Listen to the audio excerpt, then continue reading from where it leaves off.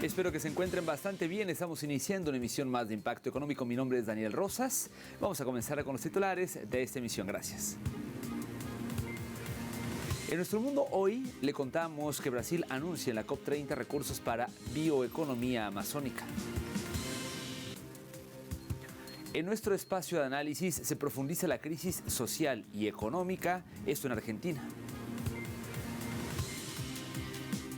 Y en nuestro recorrido digital le contamos que agricultores franceses, inauguran carretera en el litoral del Pacífico nicaragüense. De eso estaremos hablando en esta emisión.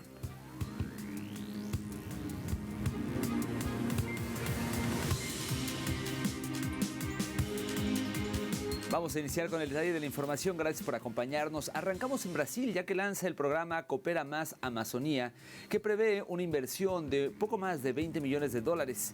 El anuncio se realizó en la Zona Verde, sede de convenciones del foro en el contexto de la COP30. La iniciativa pretende fortalecer la innovación gerencial y productiva de 50 cooperativas extractivas que operan en las cadenas de suministro de la palma amazónica, la fruta acaí, la nuez nacional y los productos parientes del cacao. La inversión permitirá mejorar la producción y la calidad de vida en 5 estados de la Amazonía legal durante un periodo de 48 meses.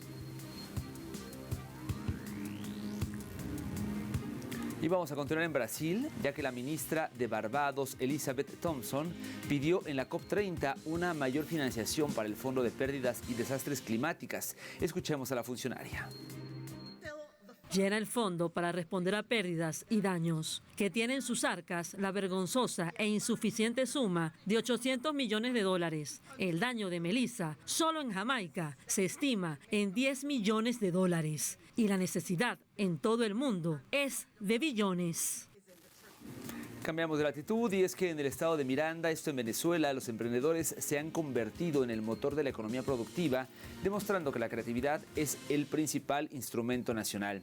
Nuestra corresponsal Andrea Romero nos mostrará un modelo de negocio que revoluciona la panadería y elimina la necesidad de grandes infraestructuras. Se trata del pan congelado. Vamos a ver. Este proyecto surge de la visión de sus creadores de adaptar modelos exitosos en otros países para apoyar a los pequeños emprendedores que no cuentan con un espacio físico para la producción. Nuestro proyecto de pan congelado es una idea que nació de haber viajado y conocer desde afuera la cultura de afuera, pues, que trabajan con el pan congelado, y se me ocurrió por qué nosotros no presentamos un proyecto para los emprendedores de que no pueden tener un espacio físico para producir su pan. Nosotros nos inventamos, nos creamos esta idea como para ayudar a los que quieren emprender con esta idea, venderle el pan congelado, lo que es el pan francés, la canilla, el campesino, el pan dulce. Estamos haciendo croissant para que en bandejita de 6, para que ellos vayan emprendiendo con el tema del croissant de chocolate, croissant de mantequilla.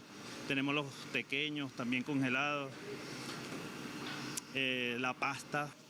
El proceso de producción inicia con el amasado. La clave está en la calidad de la materia prima y la técnica precisa para garantizar que, una vez descongelado y horneado, el pan conserve toda su textura y sabor tradicional.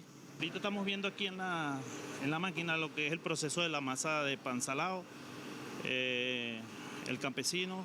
De aquí esta misma masa vamos a sacar el campesino, la canilla y el pan francés. Una vez que la masa está lista, inicia otra serie de pasos que requieren precisión y experiencia, donde el arte del panadero se hace visible, como Jesús Solórzano, quien nos detalla esta fase. Después que se saca la burra, que es la amasadora. Se le dice burra típicamente, pues, pero es una amasadora. La masa se pasa a la mesa, se le hacen unos pases por la sobadora, que son generalmente, como es pan salado, de 10 a 12 pases. Una vez que se soba por ahí, se pesa 3 kilos la pesada, pasa por la picadora, que es esta que tenemos aquí, y después se tornea. Después que se tornea se hace galleta. Galleta es aplanar la masa, la pesada se aplana y se pasa por aquí por el sacapunta. Sale el pan enrollado allá, se baja, el proceso termina en la bandeja ya el pan. El pan, con su forma ya definida y en estado crudo, está listo para ser sometido al proceso de congelación. Aquí nos encontramos con el pan campesino, que ya está crudo. Ojo, ya lo tenemos crudo por aquí. Ya tiene su tamaño óptimo para ir a la congeladora. El congelamiento garantiza la conservación perfecta de las propiedades del pan hasta que llegue al horno del emprendedor. Y te muestro nuestro pan congelado. ¿Cuánto tiempo dura el pan aquí? Aquí congelado 24 horas. Finalmente, el producto congelado pasa a la fase de empaquetado. Después que baja, se empaqueta en su respectiva bolsa. Por lo menos los francés en esta bolsita van de 10 francés en cada bolsita. Luego las canillas van de 4 y los campesinos que van solamente dos pancitos en cada bolsa. ¿Ustedes se encargan de empaquetar todo lo que es empaquetado, todo así sea ya realizado, ya hecho o sea congelado, todo van empaquetado y todo lo realizamos aquí. Más de 10 emprendedores de la zona forman parte de la cadena de suministro para su negocio. Vamos a más información. Las cifras del Banco Central de Reserva de El Salvador revelan una caída en los ingresos por exportaciones hacia Estados Unidos, pese a un notable aumento en el volumen de productos enviados. Según el organismo, las exportaciones hacia ese mercado crecieron un 18% en toneladas, alcanzando cerca de 487,000 toneladas, pero generaron $30 millones menos que el año anterior, la mayor disminución registrada desde 2020. En los primeros meses del año, las ventas a Estados Unidos ya mostraban una contracción del 1,8%, fenómeno que analistas vinculan a la política arancelaria aplicada por Washington. Entre enero y septiembre, el mercado estadounidense absorbió más de $1,600 millones en bienes salvadoreños, principalmente del sector textil y de la industria alimenticia. Las autoridades advierten que la brecha entre volumen exportado y ganancias refleja un deterioro en los precios pagados por los productos salvadoreños. Y el gobierno mexicano renovó este lunes, junto con cadenas de autoservicio y empresas agroindustriales, el acuerdo destinado a contener el costo de 24 productos esenciales, una estrategia que busca aliviar la presión inflacionaria sobre los hogares. La presidenta Claudia Sheinbaum destacó que el paquete contra la inflación y la carestía fija en 910 pesos el valor de la canasta básica y subrayó que el incremento sostenido del salario mínimo ha sido clave para reducir la pobreza y proteger el poder adquisitivo. La mandataria agradeció el respaldo del sector privado al considerar que la alianza con el Estado fortalece la economía familiar y envía señales de estabilidad. Autoridades económicas confirmaron que el acuerdo integra a más de 30 empresas y contribuirá a mantener bajos los precios durante los próximos 6 meses en un contexto de inflación moderada y dinamismo exportador.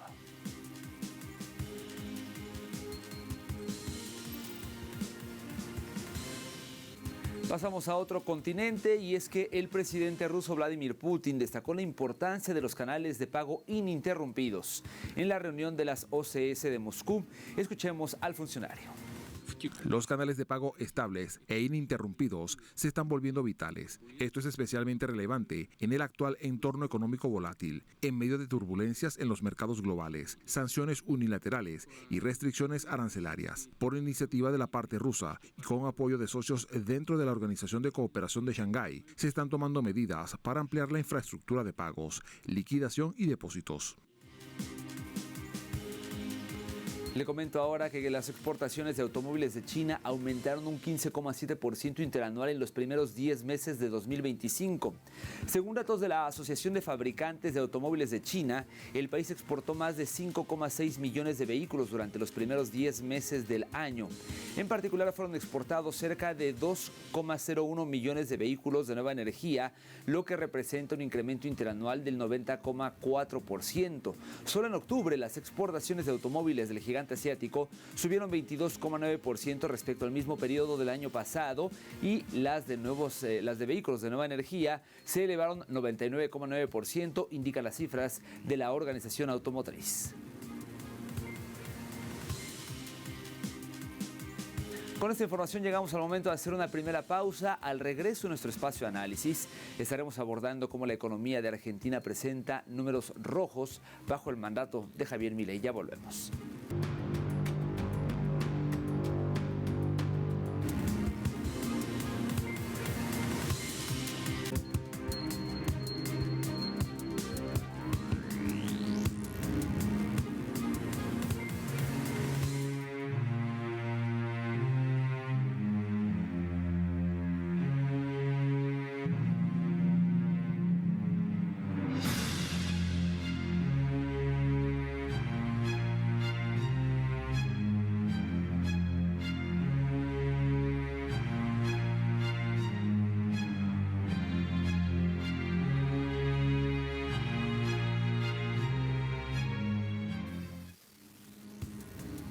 Imágenes de Argentina, ya que en ese país continúan los aumentos que afectan el costo de la vida.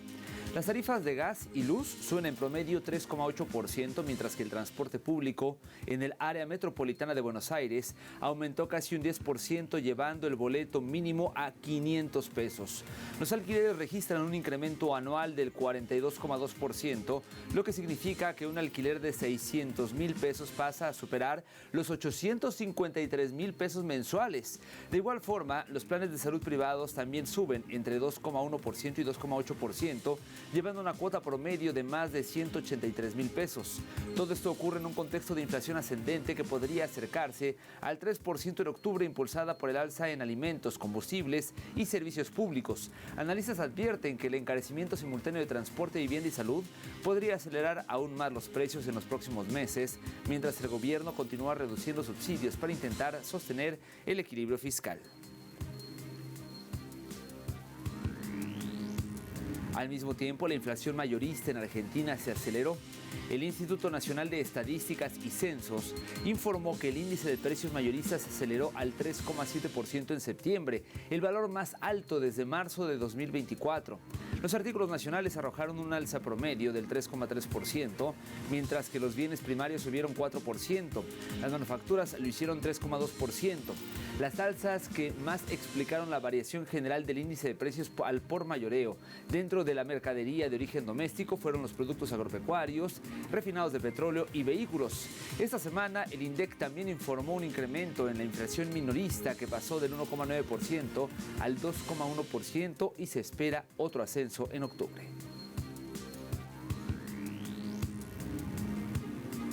Por otro lado, las empresas argentinas no se salvan de la crisis, ya que los aumentos por costos de importación afectan su operatividad.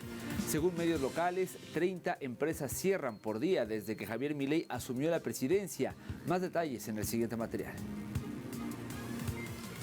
En Argentina, el modelo económico implementado por Javier Milei ha impactado fuertemente el sector empresarial, provocando el cierre de fuentes de trabajo y aumentando la desocupación. De la noche a la mañana nos quedamos sin laburo y tuvimos que salir a la calle a reclamar por lo que nos correspondía. Ahí se dignaron, pagaron la cuota de la obra social, la volvieron a reactivar.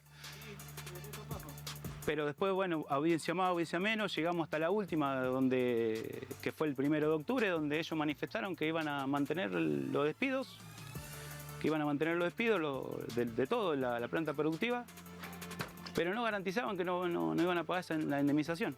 Según analistas y distintos organismos, la industria textil se enfrenta a unos costos de importación e impuestos más elevados para las materias primas, lo que aumenta los precios de los productos locales.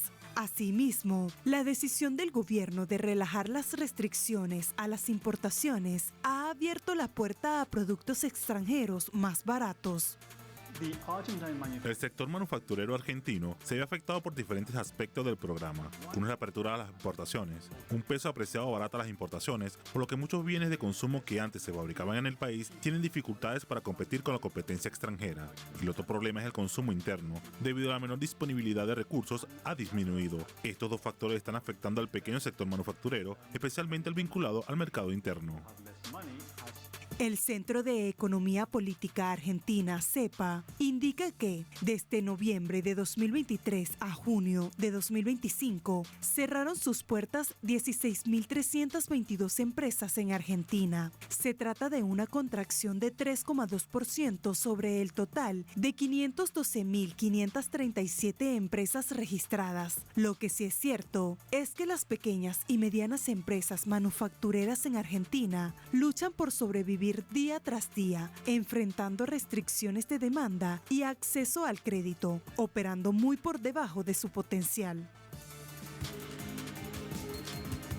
Otro aumento que deja en evidencia la crisis y refleja la alta inflación en octubre ha sido el de la carne vacuna, el cual subió en 2,8% en promedio.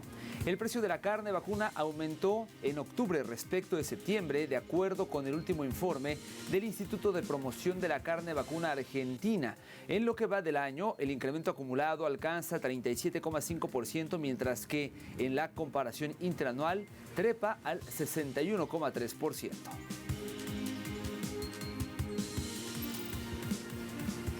Llegamos al momento de hacer una segunda pausa en la emisión del día de hoy. No se vaya, en nuestro recorrido digital le contamos que inaugurarán carreteras en el litoral del Pacífico nicaragüense. Ya volvemos.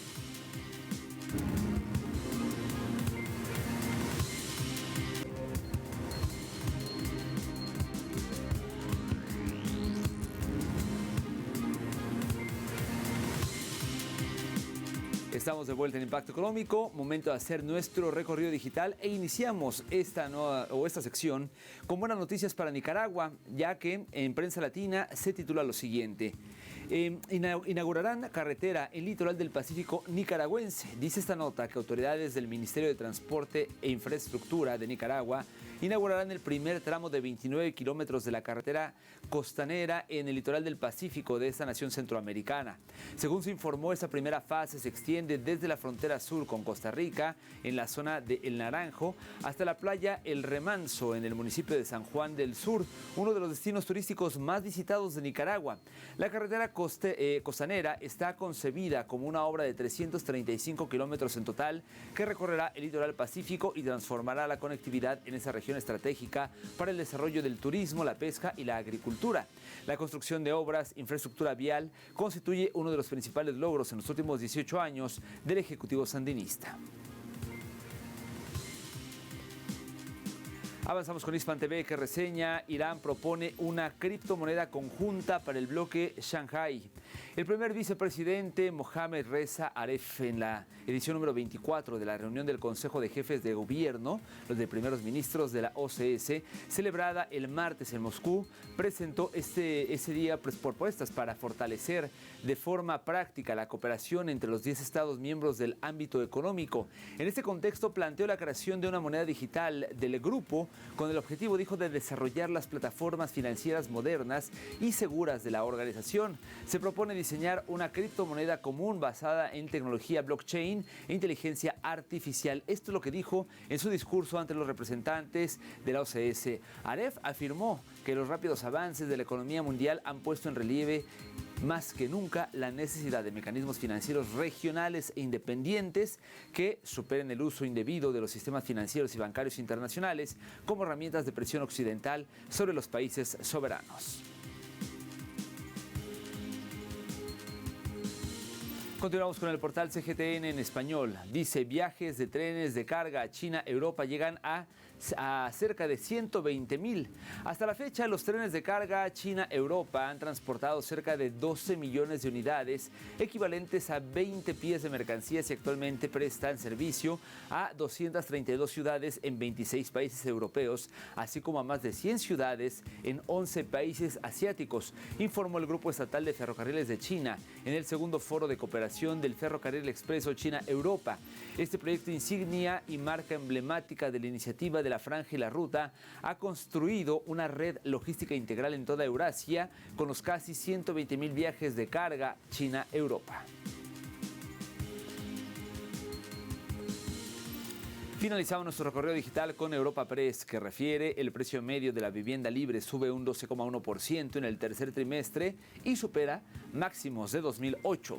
De acuerdo con esta información, el precio medio de la vivienda libre en España alcanzó los 2.153 euros por metro cuadrado, récord de la serie histórica iniciada en 1995, según datos de la estadística sobre el valor traslado de la vivienda del Ministerio de Vivienda y Agenda Urbana. De acuerdo con estas cifras, el precio de la vivienda libre ha experimentado una subida trimestral de 2,9% y ha superado el precio máximo registrado en el primer trimestre de 2008, cuando se alcanzaron los 2.101 por metro cuadrado.